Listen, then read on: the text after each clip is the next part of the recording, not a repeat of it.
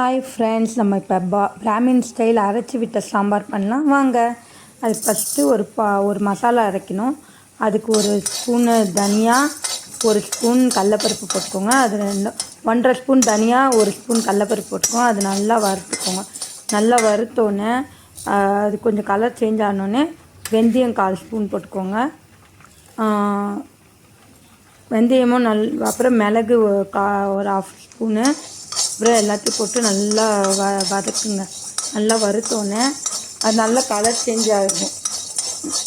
நல்லா வதக்கி நல்லா கலர் சேஞ்ச் ஆனோடனே கறி லீஃப் போட்டுக்கோங்க. கறி லீஃப் போட்டு நல்லா வதக்குங்க. நல்லா வதக்கி நல்லா அது ஒரு நல்ல ப்ரௌன் கலர் நல்லா வதங்கினோடனே நல்லா வறுத்தோடனே நல்லா வறுத்துக்கோங்க. நல்லா வறுத்தோடனே நல்லா ப்ரௌன் கலரில் ஆகிடும். நான் அது நான் முருங்கைக்காவும் வேக வச்சு ஈஸியாக இருக்கும் சாம்பார் பண்ணதுக்கு. காலையில் மார்னிங் ஃபாஸ்ட்டாக ஆஃபீஸ் போகணுன்னா எல்லாம் செய்யணும்ல. அப்புறம் காஞ்ச மிளகா ஒரு 4 போட்டுக்கோங்க. 4 காஞ்ச மிளகா போட்டு நல்லா வறுத்துக்கோங்க. நல்லா வறுத்துட்டு அதுக்கப்புறம் நல்லா காஞ்ச மிளகாவும் நல்லா வறுத்துட்டு அப்புறம் 2 ஸ்பூன் தேங்காய் போட்டுக்கோங்க. இந்த சாம்பாருக்கு ஒரு 2 ஸ்பூன் தேங்காய் போட்டு நல்லா அரைச்சி பண்ணிங்கன்னா நல்லா டேஸ்ட்டாக இருக்கும். 2 ஸ்பூன் தேங்காய் போட்டுக்கோங்க. 2 ஸ்பூன் தேங்காய் போட்டு நல்லா வறுத்துக்கோங்க. அந்த தேங்காய் நல்லா ப்ரௌன் கலரில் ஆகும். நல்லா ப்ரௌனாக நல்லா வதங்கி நல்லா ஆனால் தான் சாம்பார் நம்மளுக்கு கெட்டு போகாமல் இருக்கும். ஆஃபீஸ்க்கெல்லாம் பேக் பண்ணி கொடுக்கறதுக்கு கெட்டு போகாமல் இருக்கும். இது அப்புறம் இதை நல்லா அரைச்சிக்கோங்க.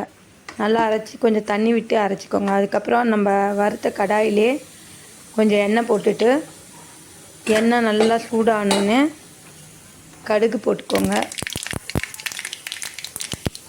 கடுகு போட்டு ஜீரகம் போட்டுக்கோங்க. ஜீரகம் போட்டு பொரிஞ்சோடனே கருவேப்பிலை போட்டுக்கோங்க.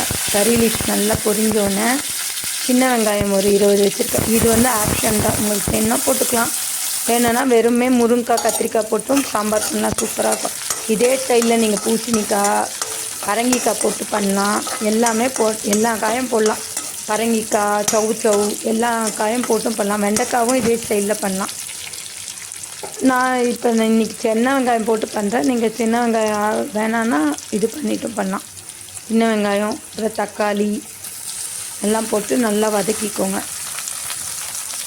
நல்லா வதக்கி நல்லா இதானோடனே நான் முன்னாடியே முருங்கைக்காய் நல்லா பாயில் பண்ணி வச்சுருக்கேன். நான் இன்றைக்கி முருங்கைக்காய் போட்டு பண்ணுறேன். நீங்கள் எந்த காய் வேணால் போடலாம். பூசணிக்காய் போடலாம், பரங்கிக்காய் போடலாம். வெள்ளை பூசணிக்காவும் சுண்டல் மூக்கல்ல போட்டு பண்ணலாம். இதே ஸ்டைலில் நீங்கள் வெள்ளை பூசணிக்காவும் மூக்கல்லையும் போட்டு பண்ணலாம். அதுவும் டேஸ்ட் நல்லாயிருக்கும். நான் முருங்கைக்காய் போட்டு இன்றைக்கி பண்ணுறேன். முருங்கைக்காய் நல்லா பாயில் பண்ணி வச்சுருக்கேன்னா நீங்கள் அப்படியே போட்டு வதக்கியும் பண்ணலாம்.